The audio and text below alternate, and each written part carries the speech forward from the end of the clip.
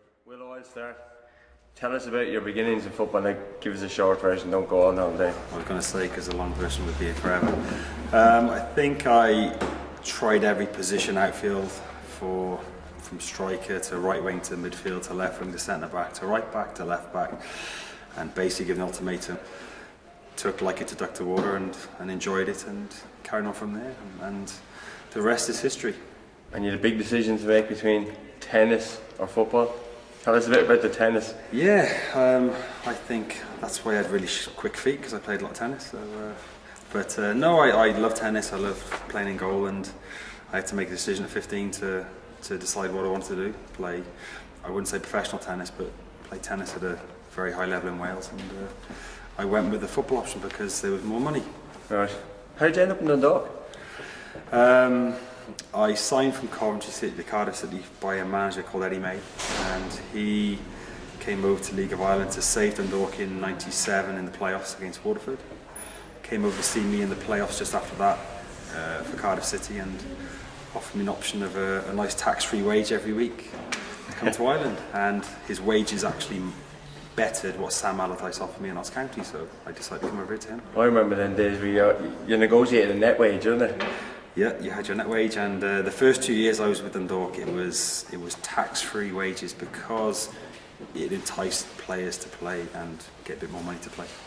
And you stayed in Irish football for a good while, I suppose. And I think it was 14 years I carried on playing for, and I think I finished in 2011 and from 1997, so it was enjoyable. I mean, it was lots of highs, a few lows, and probably kind of decided to finish off on a bit of a sour note at the end with Drogheda, where I walked out before the first game of the season because I just didn't enjoy it, and when I think you don't enjoy it, there's no point trying to carry on for what you did in the past.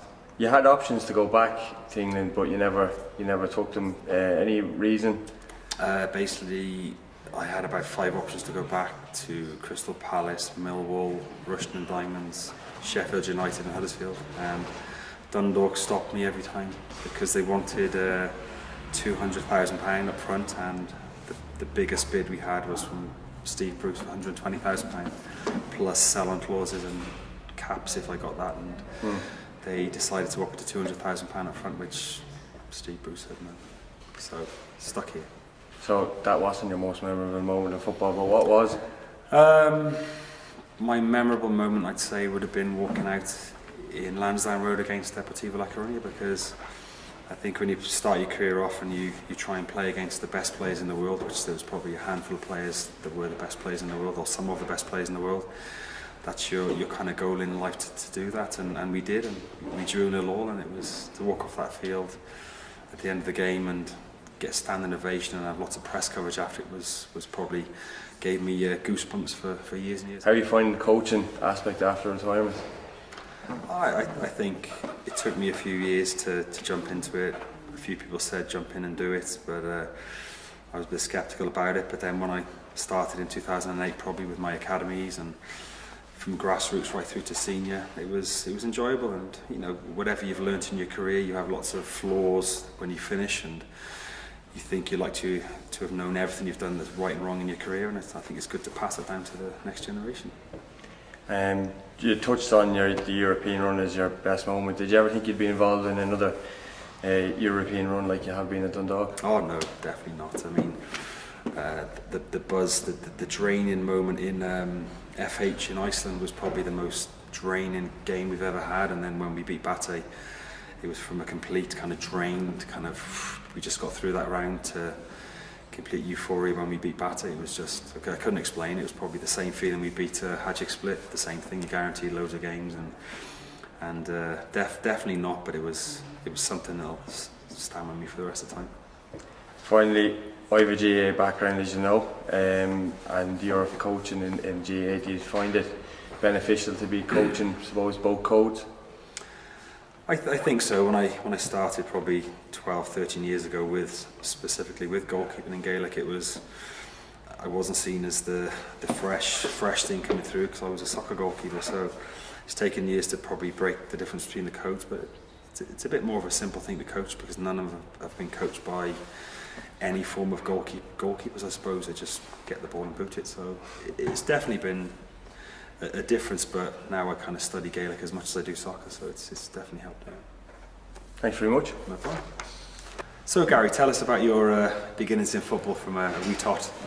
Look, I played obviously Gaelic and football the whole way through, and I really didn't make the decision to go with football until I was about 16, 17 really, when I went to Shelbourne. I signed, actually Mick Neville, who was involved here in Dundalk, signed me for Shelbourne's under-19 team, and I came up training with yourself.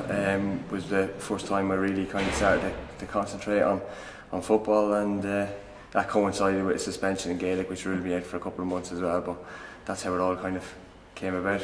Yeah. You had the choice between Gaelic and football. Everyone would probably say you've played a lot of Gaelic, and I had to correct a few GAA people I've had interviews with, and you probably played a bit, but not as much as what they think. So what made the decision to change to soccer instead of Gaelic? Because you'd be well known in the Meath background. I think initially, like at the time when I was 17, I was on the Meath senior panel, and I was playing with. I was after signing for Shelbourne, and I played with my club in, I think it was a Leinster Club Championship game, and I got suspended. And back then you didn't get suspended for a game, you got suspended depending on what you did.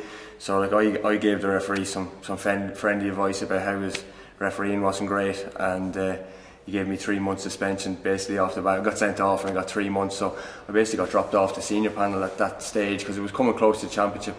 And from then on I was at Shelbourne, and I went on loan from Shelbourne to St Francis, and I got the opportunity to play first team football there, and I really, I suppose, kicked on from there and concentrated on it. I won't say completely, but I basically, I started my League of Ireland career with St Francis, and it came off the back of picking up a suspension in Gaelic. Yeah, I remember that. What's been your most memorable moment in football, bar being my understudy, obviously?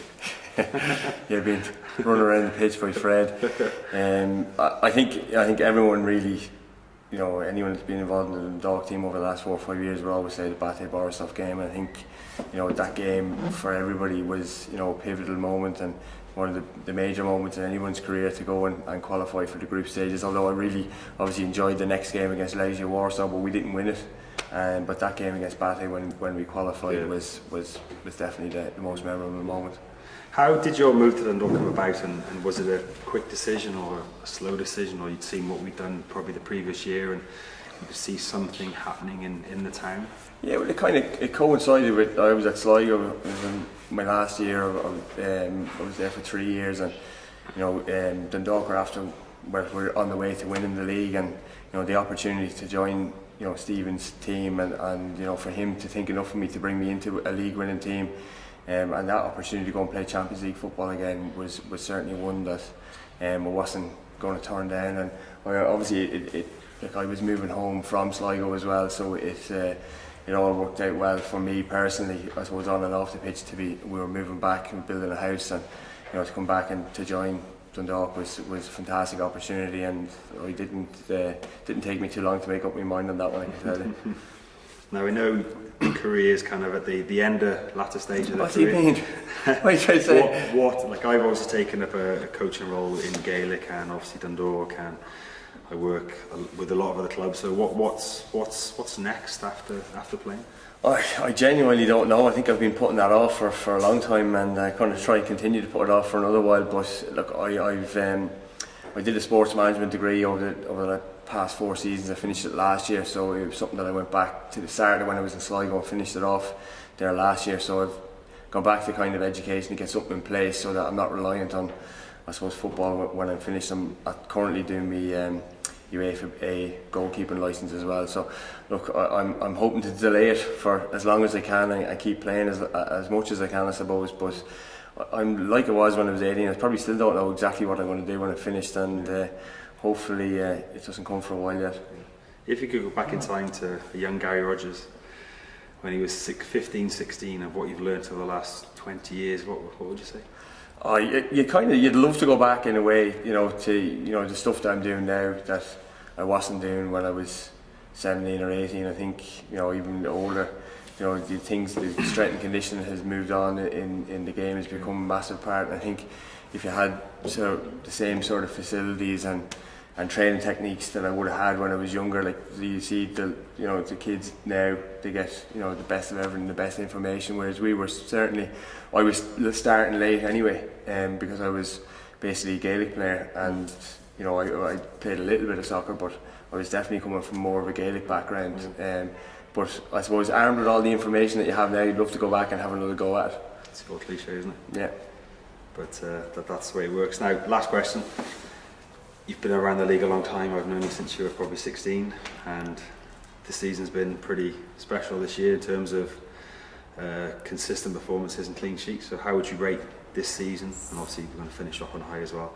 How would you rate this season in terms of every season before that? Because I probably followed you since you went to St Francis and Drogheda and all these different clubs.